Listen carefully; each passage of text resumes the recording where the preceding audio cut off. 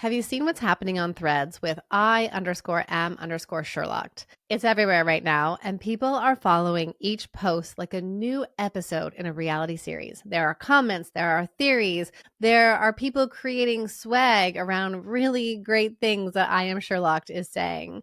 And what's so fascinating about this, and I love watching these cultural moments show up on social media because it's often not just the content, it's the reaction that we're all having. And I asked myself, why are so many people captivated by one person posting snippets of their day, their boundaries, and their inner world? And when I look at this story, the stories are those that I hear in my therapy room every single day when it comes to dealing with their mother in laws. And here's what I think it's happening because we are watching someone do something that we ourselves crave.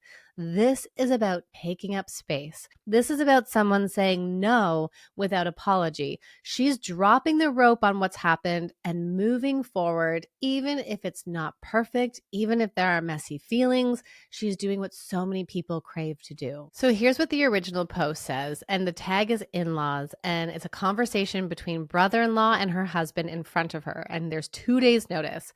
So her brother-in-law just invited his family over to host his kid's birthday party at the poster's house in just 2 days. This is the first she's heard of it. So here's the conversation. Brother-in-law, so we're on for Tuesday. Husband says, yeah, sure, no problem. Sister-in-law, the brother-in-law's wife, says, see you on Tuesday. And she says, what's happening on Tuesday? And so she asks, what would you do in this moment? I Am Sherlocked is showing us how to coexist with your in-laws because her mother-in-law entered the chat. Her sister-in-law is there as well. And the party unfolds. But what she's doing is she's holding boundaries and she's keeping her husband accountable. Why do we love watching this story unfold? Because we love watching someone rise from the role of victim to the author of her own story. She is saying, I am taking a seat at the table. I am bringing my main character energy here.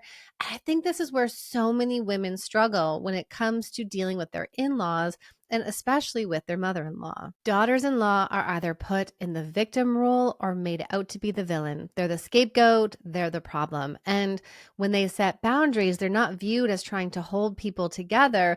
They're viewed as trying to separate families. When she says, I am saying no to a death by 1,000 paper cuts, or I'm saying no to growing resentful, exhausted, so I have no energy for my own kids, and I have to look after my own family. But she becomes the problem. And on top of this is that then her and her husband, so many of the women I work with are not on the same page, which causes more problems in the marriage and then navigating things with the in-laws. So I Am Sherlocked has turned into this viral moment. People are quoting her, they're analyzing her tone, they're even using Sherlocked as a verb. And I think it's just this authenticity that we crave, but it's also this sense of understanding what it's like to feel tension in this dynamic and to do something different. She is showing us what it means to sit in that discomfort rather than just continuing to play the good girl role. Because here's what so many people do. They show up to that event, they have anger towards their husband, but they cut the cake, they host the thing, they clean all of it up, they're there, they're taking on all the things. And at the end of it, she feels angry, resentful, and exhausted. And I Am Sherlock said, I am not doing that.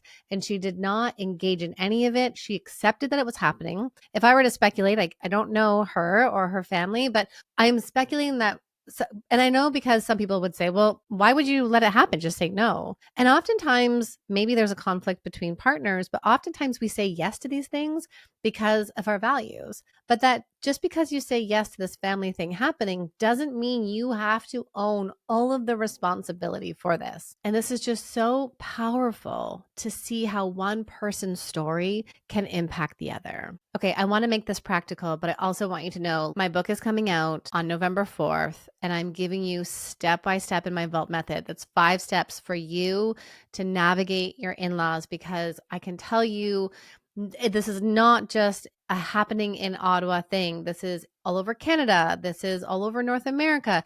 This is in every country. I have worked with somebody in each continent to tell me that they are struggling with their in-law in some way. And that's where this book is really coming into play. It's going to help you learn to be a solid team and do something different. So let's do this kind of teachable piece here. I want you to know that healthy boundaries don't always have this plan ahead of time.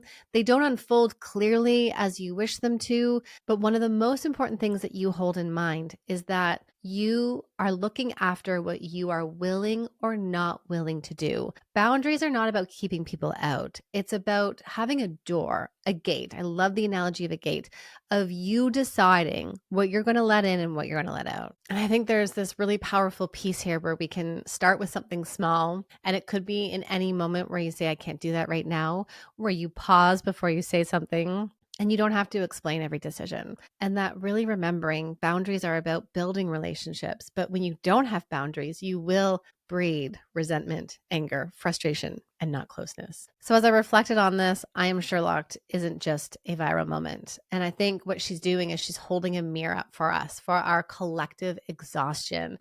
This part of us that's being tired of being the fixer, the pleaser, the peacekeeper, the good girl. We're not going out and being angry and rude and disrespectful, but we want to feel different. And we don't want to keep exhausting ourselves trying to live our lives. So here's your reflection question for today.